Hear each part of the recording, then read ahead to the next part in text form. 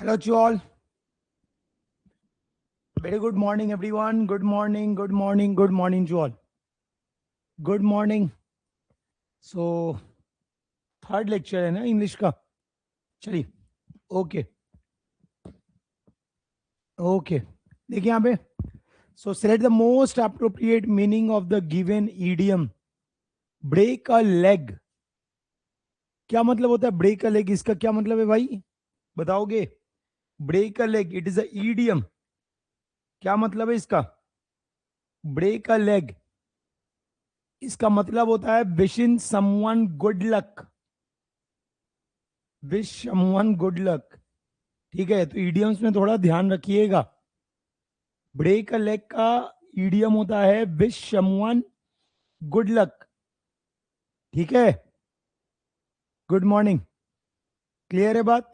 चलिए अगला सवाल. Miss the boat. Miss the boat, question number 2. Miss the boat.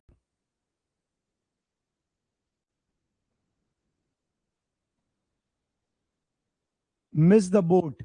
Yes, very good. Missed an opportunity. Missed an opportunity, बहुत बढ़िया. अगला. Antonym of the word comely. Grandiloquent, gorgeous, gregarious, grostic. Grandiloquent,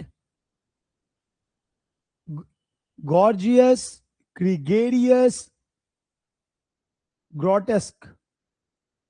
नाम से ही समझ में आ जा रहा है कि कौन सा आंसर होगा. कॉमेली मतलब होता है प्लीजेंट, अट्रैक्टिव. कॉमेली का मतलब क्या होता है? कॉमेली का मतलब होता है प्लीजेंट और अट्रैक्टिव.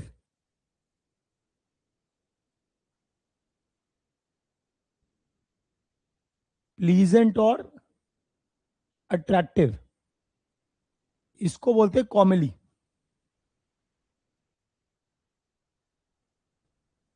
क्यों? Gregarious, gorgeous, grand. देखो वर्ड को पकड़ो, वर्ड को तोड़ के पकड़ो अपने आप. ग्रैंडीलोक्वेंट, कुछ बड़ा, कुछ बिगर. गॉर्जियस, ग्रिगेरियस, ये सारे वर्ड ऐसे हैं जो कुछ प्लीजेंट, अट्रैक्टिव की तरफ सिग्निफाई करते हैं. But if I look at the word that is grotesque, ये जो वर्ड है ये अपोजिट है. ठीक है, तो आंसर क्या होगा? डी होगा. The answer will be D. अगला देखिए. अरेन.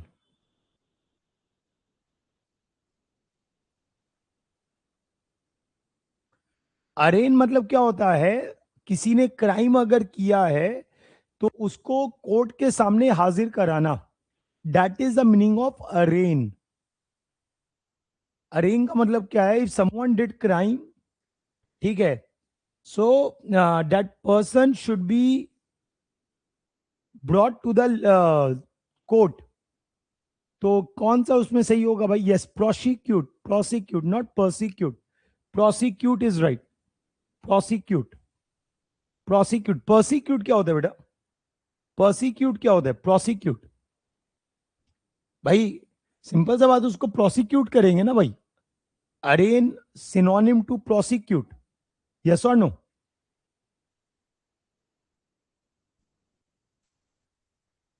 चलिए अगला आप देखिए. फिल वाला है, ये तो आसान है आपके लिए. बताइए क्या होगा.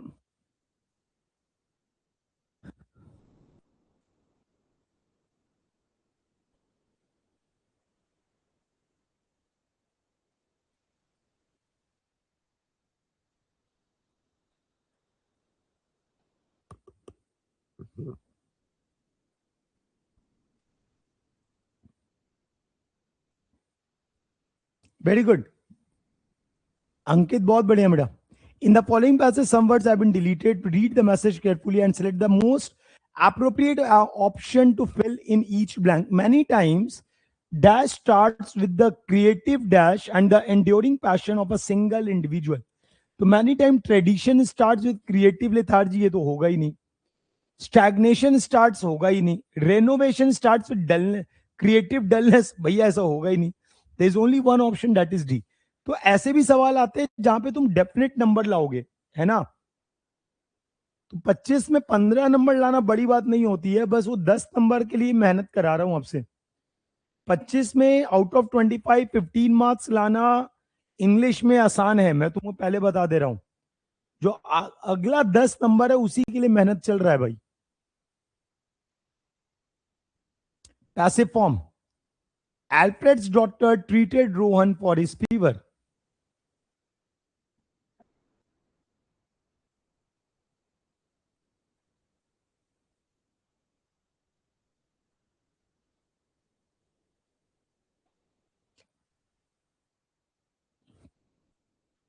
Why you are using has been treated? क्यों तुम इसको पास्ट परफेक्ट में लेके जा रहे हो? Why you are taking it to the past perfect? Has been treated. Why you need has been treated? Already word treated mention है, तो वापस उसमें हैज बीन क्यों लगाना है? You simply have to use, क्योंकि यहां पे इज वॉज मेंशन नहीं है, तो जब भी ये फॉर्मेट ऑलरेडी गिवन है, ठीक है, तो इसके साथ वॉज लगता है। क्या लगता है? इसके साथ क्या लगता है? वॉज लगता है। ठीक है, तो Rohan was treated by Alfred's daughter for his fever. Is it clear to everyone? You don't have to use past perfect form, ये आपको यूज नहीं करना है।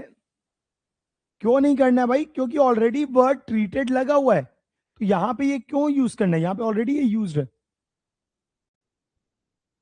चलिए अगला।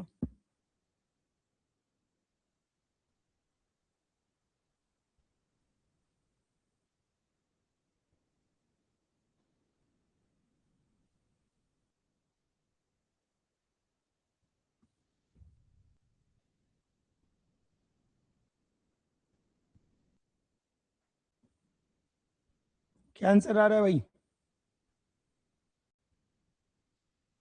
सबसे पहला काम क्या ढूंढना?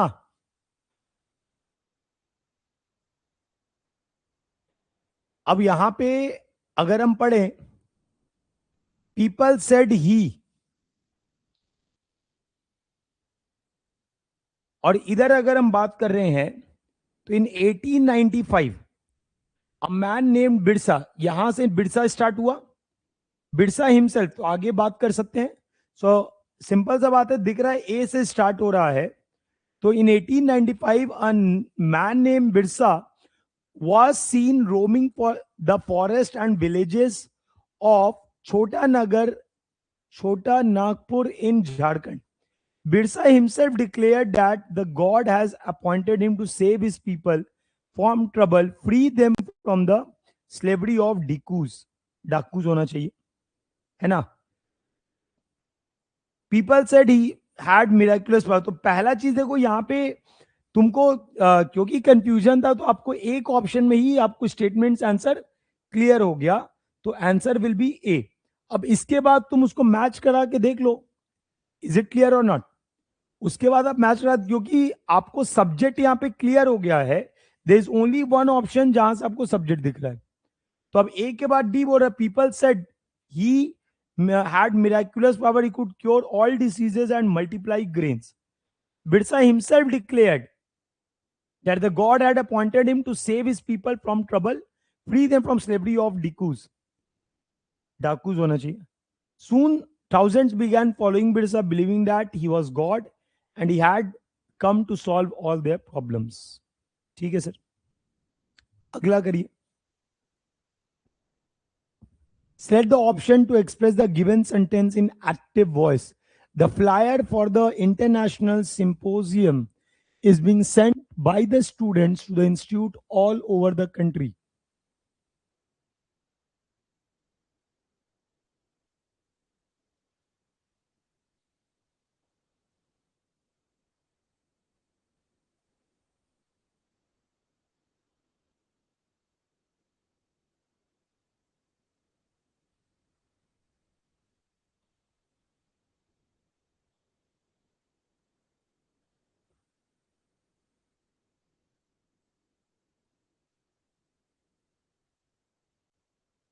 बहुत बढ़िया।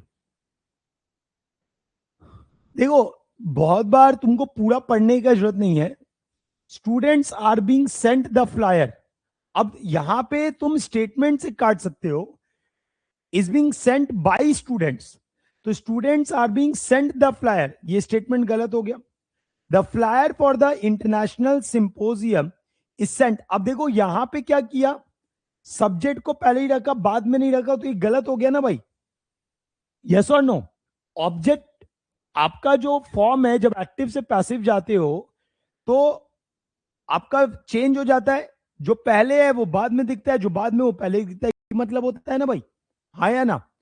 तो अब मेरा यहां सब्जेक्ट पहले आएगा, तो क्या बोल रहा है, the students are sending the flyer for the international symposium to the institute all over the country. ये सही है। तो अपने आप आपको ये चीज समझ में आनी चाहिए, और जैसे जैसे क्वेश्चंस बना रहे क्लैरिटी आती जाएगी। चलिए अगला देखिए, एरर रेक्टिफिकेशन।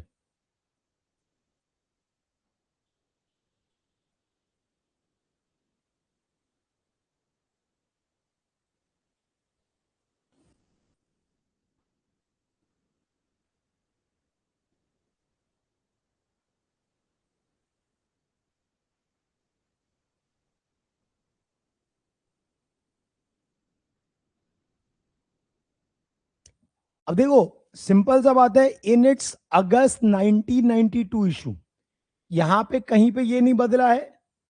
बदला क्या? नहीं बदला, तो इसको एज इट इज रहने देंगे। The highly respected British journal of addiction describe 3 unusual cases of the carat dependence. अब देखो डिफरेंस कहां पे आ रहा है, ये देखो, was describing, describing, described, has been described. तो बहुत बार क्या होता है ना, ये स्टेटमेंट पढ़ने में बड़ा वियर्ड लगता है कि यार इतना लंबा चौड़ा, लेकिन अगर आप स्टेटमेंट को पकड़ना चाहोगे आपके लिए आसान हो जाएगा, है ना? तो अब अगर 1992 का इश्यू है और वहां पे कुछ बात बोला गया, वो पास्ट टेंस हो गया, हाँ या ना? तो डिस्क्राइबिंग, वॉज डिस्क्राइबिंग, ये सब तो गलत हो गया ना भाई। बोलोगे यार, हैज बीन डिस्क्राइब्ड या डिस्क्राइब? सिंपल सा बात है, हैज बीन नहीं होगा। आंसर क्या हो गया? सी। तो स्टेटमेंट जब आप पढ़ते हो, आप देखो कि वहां पे क्या बता रहा है और कैसे वहां पे आंसर कर सकते हैं। EDM cloud nine, EDM cloud nine, what do mean cloud nine? बोलते हैं ना, यस। क्लाउड नाइन का क्या मतलब है भाई? बहुत खुश, top of the world, top of the world, सातवें आसमान पर, yes. Extremely happy, extremely happy. अगला देखो, set the most appropriate antonym of the given word री इनफोर्स, री इनफोर्स। अब ये तो सिविल वालों के लिए बहुत आसान है। री इनफोर्स, री इन्फोर्समेंट क्यों करते हैं? To strengthen something. For example हम कंक्रीट में री इन्फोर्समेंट करते हैं so that it strength increases, right? तो री इन्फोर्स मतलब उसका अपोजिट क्या हो जाएगा? वीकन हो जाएगा। क्लियर है बात? अगला देखो, incorrectly spelled word, antibodies, brag, rascal, queer,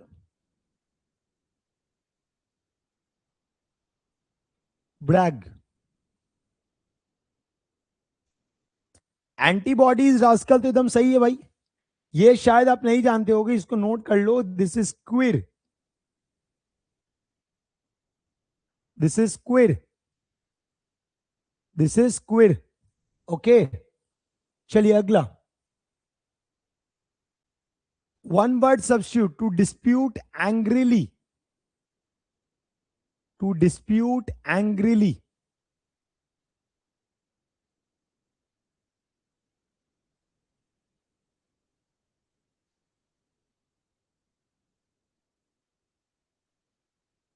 no, it is wrangle, it is wrangle. जब कोई आर्ग्यूमेंट ऐसा होता है कि वो लाउड हो, ठीक है, डिस्टर्बिंग हो फॉर एनी वन, सो वहां पे वर्ड जो यूज करते हैं दैट इज रैंगल। ठीक है, the word that we use is wrangle. ये नोट करते चलो, ये सब जो जो आपके नए वर्ड्स आ रहे हैं, आपको प्रॉब्लम होता है उसको नोट करते चलेंगे। हाँ, अगला देखिए, antonym of the underlined word. Where is the underlined word? Dispensable. This is the underlined word. This is the underlined word.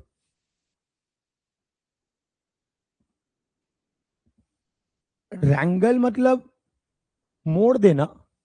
ना ना ना ना ना। Wrangle is a dispute or argument that is typically long, loud or angry. ठीक है, तुम बोल दिया है तो यार मेरे को भी चेक करना पड़ेगा, मेरा नॉलेज तो यही बोलता है। तुम बोल रहे हो तो हमको भी चेक करना पड़ जाएगा यार।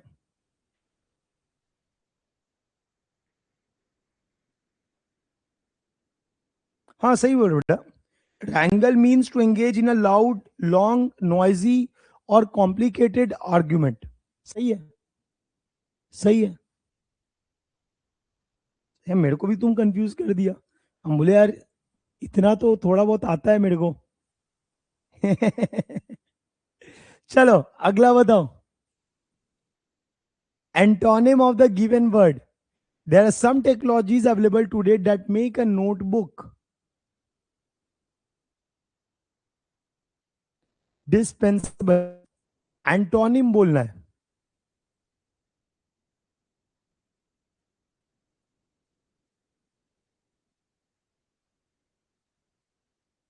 सिंपल सा बात है, आज के टेक्नोलॉजी में क्या हो गया है, सब कुछ भाई पीडीएफ के फॉर्मेट में। आधे से ज्यादा बच्चे नोटबुक बनाते ही नहीं है, है ना। तो नोटबुक बिकम अननेसेसरी, है ना। अब इसी का अगर हम एंटोनिम अगर बात करते हैं तो क्या हो जाएगा, will it become essential? Tell me yes और no. Will it become essential? आपका नोटबुक क्या हो जाएगा, it will become essential. Clear है बात? एंटोनिम बताना था। अगला देखो, incorrectly spelt word, domicile, customary, concentrate, tactic, tactile.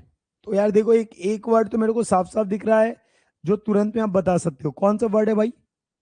Concentrate. Double T नहीं होता है, सिंगल टी होता है। आंसर क्या हो गया? बी। अगला देखो,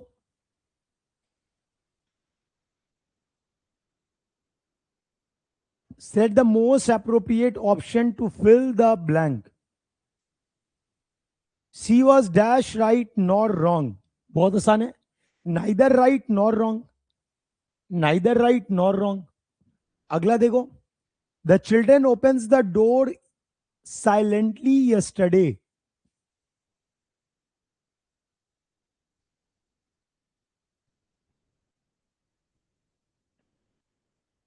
अब पास्ट का फॉर्म है, पास्ट फॉर्म है, आसान होना चाहिए आपके लिए भी।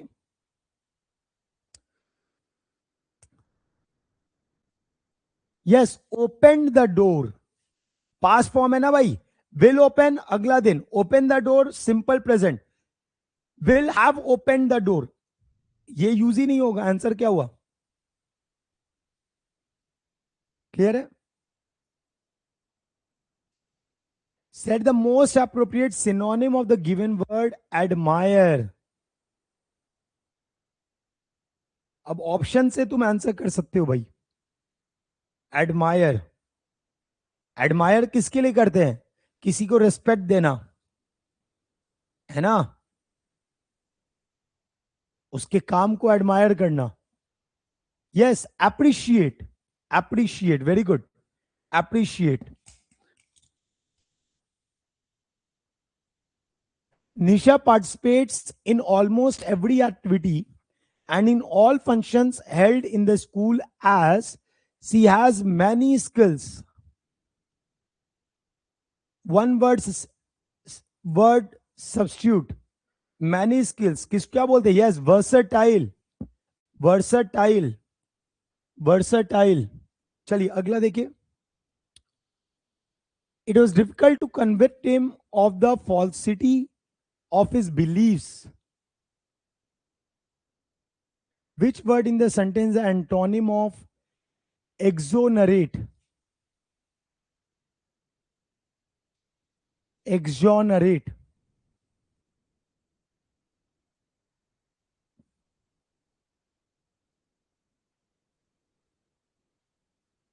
एक्सोनरेट का क्या मतलब है? किसी को डिक्लेयर करना कि वो गलत नहीं है। किसी को डिक्लेयर करना है कि वो गलत नहीं है। इसका आंसर क्या हो जाएगा? इसका आंसर क्या हो जाएगा? Yes, convict. एक्सोनरेट यहां पे क्या है? कन्विक्ट। एक्सोनरेट क्या बोल रहा है भाई? किसी को ये डिक्लेयर कर देना, ये लिख लो अगर ये सब लिख पा रहे हो तो। एक्सोनरेट का मतलब क्या है कि किसी को डिक्लेयर कर देना कि भैया उसने कोई क्राइम नहीं किया, उसने कोई गलती नहीं की है। कन्विक्ट का मतलब है भाई उसने गलती की है, ये डिक्लेयर कर रहे हैं। A student dash in ragging can be expelled from the institution.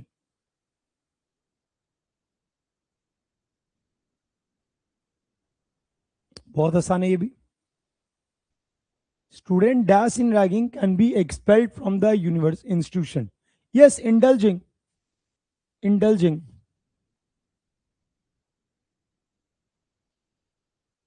अगला देखो, 4 ग्राम of sodium chloride was added to the mixture by the research team. तो अगेन पहला अपना सब्जेक्ट को पहले लाओगे, द रिसर्च टीम।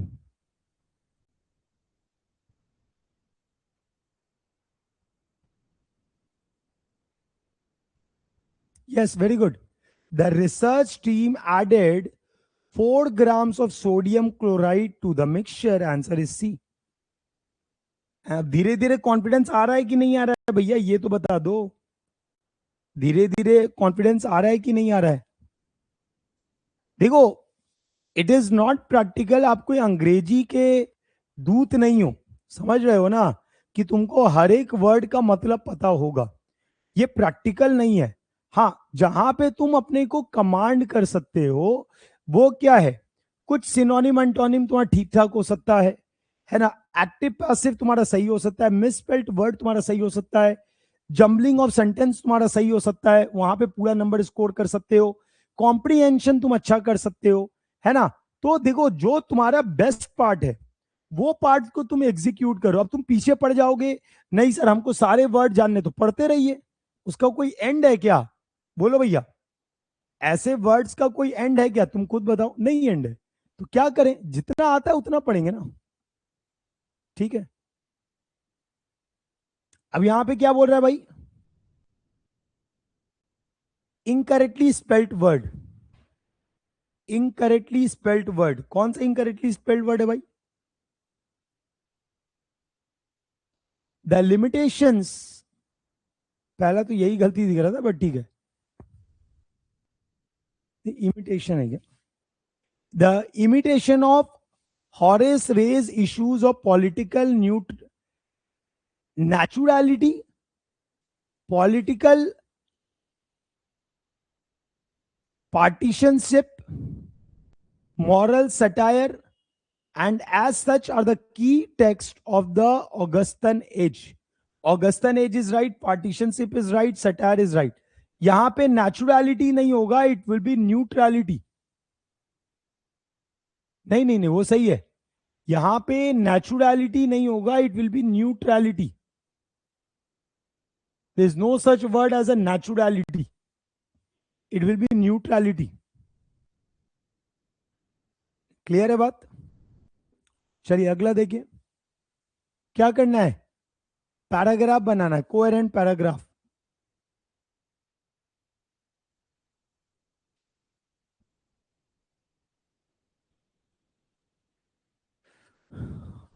डी क्या था भाई? पार्टीशनशिप। क्यों? क्यों गलत था अफजल? क्यों गलत था भाई? Partition word is right.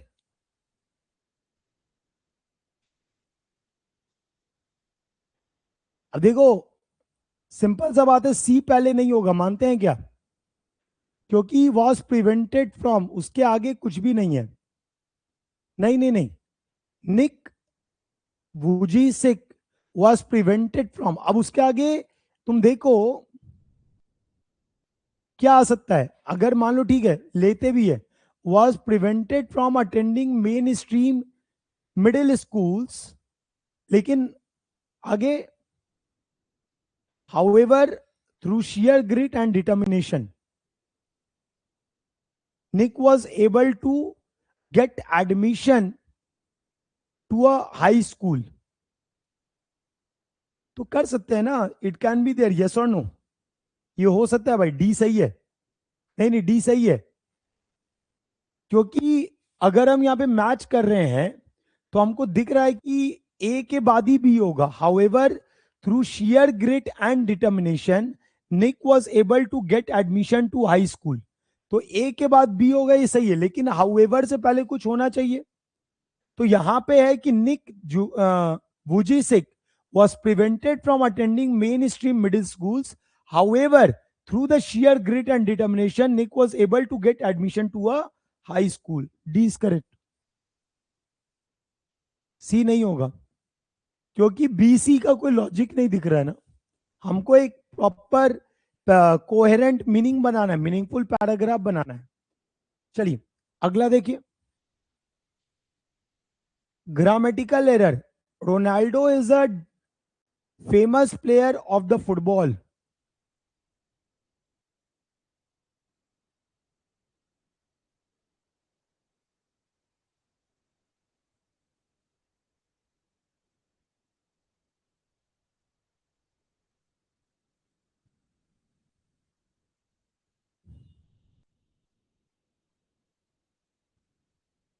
Very good, football के आगे द नहीं लगेगा, सिंपल होगा player of football, the football नहीं होगा, सिंपल क्या होगा फुटबॉल। ठीक है, सिंपल क्या होगा football. So Ronaldo is a famous player of football, not player of the football. अगला बताएंगे, select the most appropriate antonym of the given word sceptic. Sceptic क्या होता है, वो person incline to a question और doubt accepted opinions. हर चीज में डाउट करने वाला। अपोजिट क्या हो गया, believer, yes believer, believer.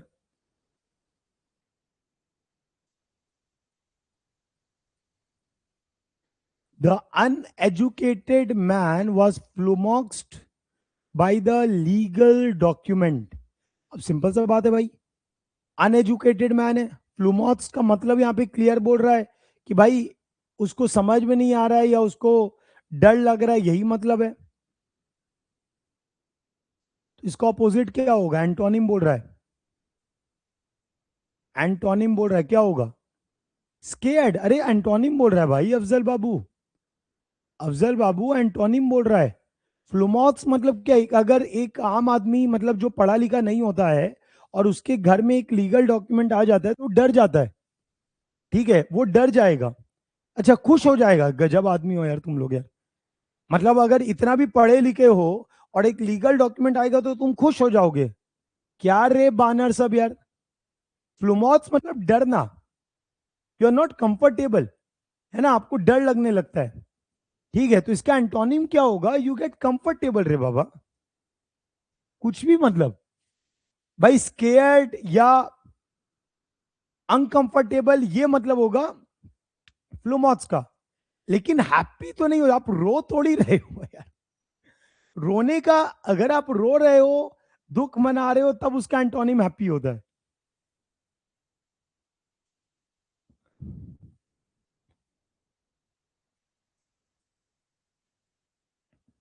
One word substitute, one who gives money और हेल्प द अनदर पर्सन और कॉज।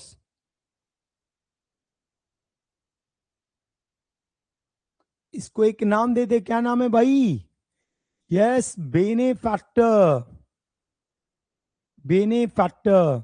इसी को बोलते हैं वन हु गिव्स मनी और हेल्प टू अनदर पर्सन और कॉज, उसको हम क्या बोलते हैं, बेने फैक्टर। चलिए अगला, he was a dash stranger to me.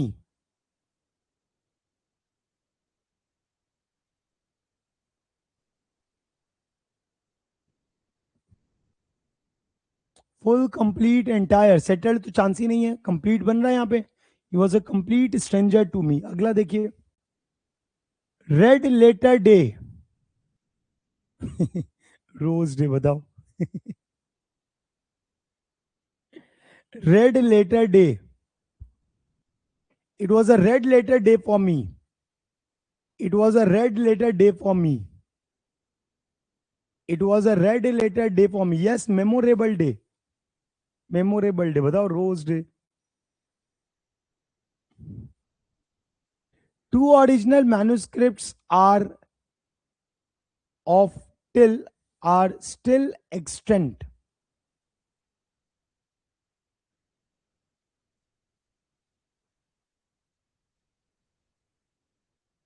Antonym of the word. Antonym of the word. Still extant का मतलब क्या है? It is still existent. अभी भी एग्जिस्ट कर रहा है. तो जो एग्जिस्ट नहीं कर रहा है उसको क्या बोलते हैं? एक्सटिंक्ट बोलते हैं. आंसर क्या हो गया? बी हो गया. चलिए अगला देखिए, Elina is travelling since yesterday.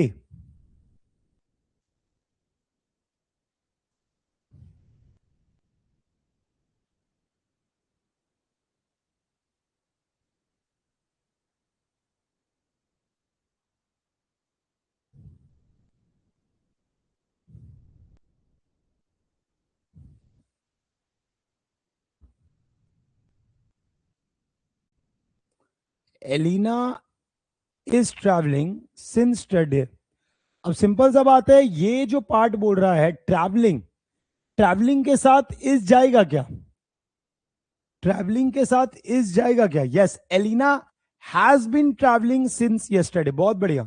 So Elina is wrong. Elina has been travelling since yesterday. Continuous form. Next is the incorrectly spelled word. Select the incorrectly spelled word. Discipline, conscious, believe, privilege. बहुत आसान है ये तो. Very good. Privilege is wrong. I use होता है यहां पे E की जगह. Substitute the love of a man और mankind. The love of man और मैनकाइंड. क्या बोलते हैं इसको?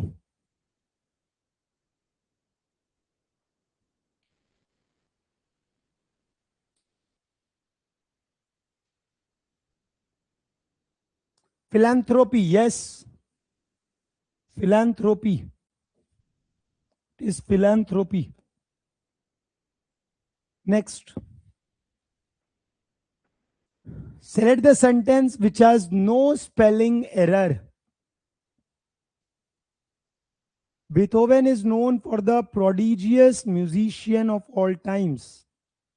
His business gives him cash in prodigious amounts. Ashley caught the spectators by his prodigious tricks. Dusty is prodigious novelist of the present era. बहुत आसान सवाल है रे बाबा. बहुत आसान सवाल है. तुमको ये जो सवाल है तुमको देख के समझ में आना चाहिए.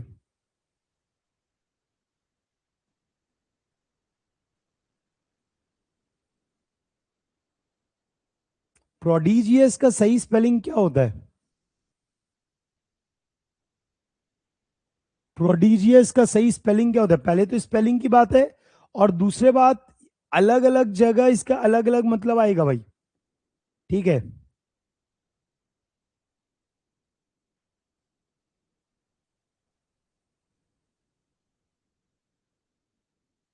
यस, प्रोडिजियस होता है. तो सी और डी कैसे तुम लोग मार्क कर रहे हो? सी और डी तो होगा ही नहीं ना भाई, सी और डी तो होगा ही नहीं, सी और डी तो कभी होगा ही नहीं, होगा क्या? अरे बोलो यार, सी और डी तो कभी होगा ही नहीं। अब प्रोडिजियस वर्ड यूज होता है किसके लिए? प्रोडिजियस आप यूज करते हो एक बेटर नाम के लिए, प्रोडिजियस म्यूजिशियन इज राइट, ठीक है।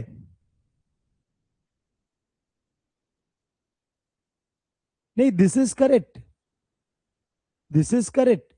प्रोडिजियस का स्पेलिंग क्या है? PRODIGIOUS। This the meaning of, this the spelling of prodigious.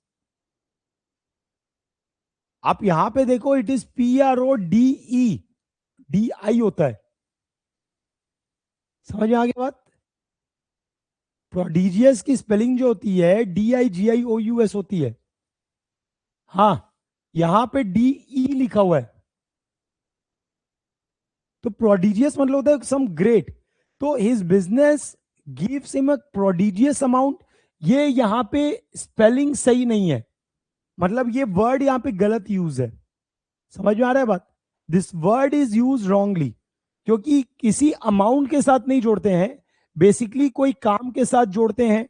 ठीक है, जब भी हम प्रोडिजियस जोड़ते हैं किसी काम के साथ जोड़ते हैं, या जैसे म्यूजिशियन है तो उसका काम था भाई, ठीक है। ट्रिक्स है, उस ट्रिक उसका काम था, है ना। नोवेलिस्ट है, उसका काम था, ठीक है। तो ये वर्ड सही से यूज नहीं किया गया यहाँ पे, तो इसका आंसर एक होगा, that is it. Is it clear to all now? क्या ये बात क्लियर सबको? क्या ये बात क्लियर है सबको? बोलो भैया, अरे बोलो भैया।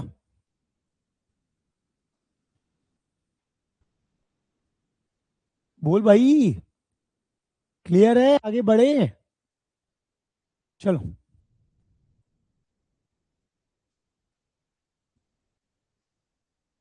Idiom.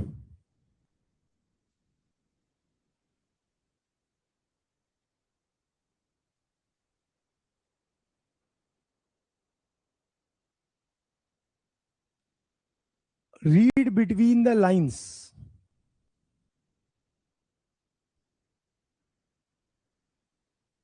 Read between the lines का क्या मतलब है भाई? लाइंस या उसके बीच में समय, मतलब जो चीज तुमको डायरेक्टली नहीं मिल रहा है, उस चीज को तुमको ढूंढना, है ना, उस चीज को तुमको समझना, तो क्या होगा भाई? Understand something that is not outright, है ना। चलिए अगला देखिए। Reema and Asha were frolicking in the park.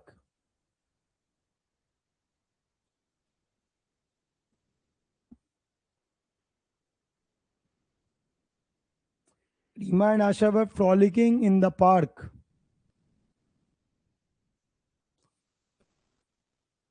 Frolicking मतलब टू प्ले, फ्रॉलिक मतलब टू प्ले। बोल सकते हैं कि they're playing in the garden. नहीं नहीं, एंजॉय नहीं, प्लेइंग, प्ले वर्ड यूज होता है। फ्रॉलिक मतलब play, frolic word is use for play, ठीक है। A kick in the teeth, idiom.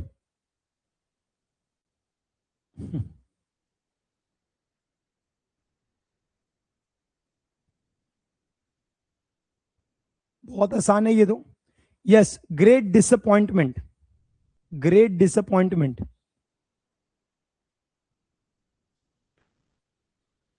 Select the synonym of the word pace. Synonym, ये भी आसान है। Angle, corner, target, speed. Pace, yes, speed, speed.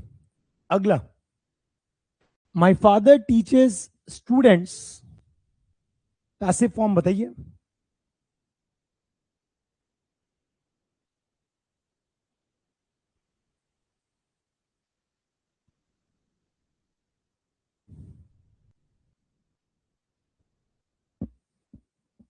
नहीं नहीं, फिर आर बीइंग टॉट क्यों भाई? आर बीइंग टॉट गजब वाले, जबरदस्ती का उसको तुमको पहले बोला ना, वो सिंपल है, तो सिंपल है, प्रेजेंट है तो सिंपल पास्ट में कन्वर्ट करो।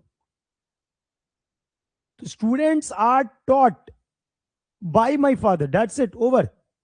अरे ये देखो तुम, ये मेरा सब्जेक्ट है, ये मेरा ऑब्जेक्ट है, तो सब्जेक्ट को पहले लाएंगे ना यार। बोलो अफजल बाबू, अफजल बाबू बोलेंगे। बात समझे कि नहीं समझे? बात समझे कि नहीं समझे? Yes. So again a comprehension is there, comprehension आप बना लीजिएगा, सॉल्व द कॉम्प्रिहेंशन बेटा, ठीक है। Again a comprehension is there, please solve the comprehension, please solve the comprehension, comprehension complete कर लेंगे। So we are almost about to end, कल आपका आखिरी क्लास होगा इंग्लिश का, एंड विल वाइंड अप, और एक आपको दे देंगे बनाने के लिए, प्रैक्टिस के लिए। सो कल आपका आखिरी क्लास होगा इंग्लिश का। अब मेरे ख्याल से आप लोग का जनरल, हाँ लेक्चर 3 है ये, ठीक है। तो आपका जनरल अवेयरनेस में हिस्ट्री हो चुका है, पॉलिटी हो चुका है, इकोनॉमिक्स हो चुका है, ज्योग्राफी हो चुका है। अब आपके जितने भी छोटे छोटे टॉपिक्स हैं वो सारे कवर किए जा रहे हैं। If I am not wrong, यही चल रहा है आप लोग का, अभी आप लोग का यही चल रहा है कि जितने अब छोटे छोटे टॉपिक्स हैं वो सारे आपको करवाए जा रहे हैं, यही हो रहा है ना? बोलोगे यार, यही चल रहा है। ऑल द टॉपिक्स जो छोटे छोटे हैं, जो एक एक क्लास के हैं, वो टॉपिक्स आपके चल रहे हैं। तो बढ़िया से करो यार, मैंने मैम को फ्रीडम दिया है कि मैम आप बढ़िया से पढ़ाओ बच्चों को, take your time, no problem, लेकिन बच्चों को समझ में आना चाहिए, ठीक है। और जितना जरूरी है उनको जानने के लिए उतना नोट्स उनको सफिशिएंट प्रोवाइड करवाया जाए, ताकि आप बढ़िया करें। मेरा बस यही टारगेट है कि जो भी बच्चा सीआईएल के लिए तैयारी कर रहा है मेरे से, ठीक है, come out with the flying colours, right. So इसी टारगेट के साथ हम आगे चल रहे हैं, तो बढ़िया बढ़िया से करते रहिए। मिलते हैं फिर आपसे कल, है ना? कल मिलते हैं and will wind up this English part, और परसों से आपका आरआरबी जेई का बैच भी स्टार्ट हो रहा है। चलो ठीक है, बाय बाय।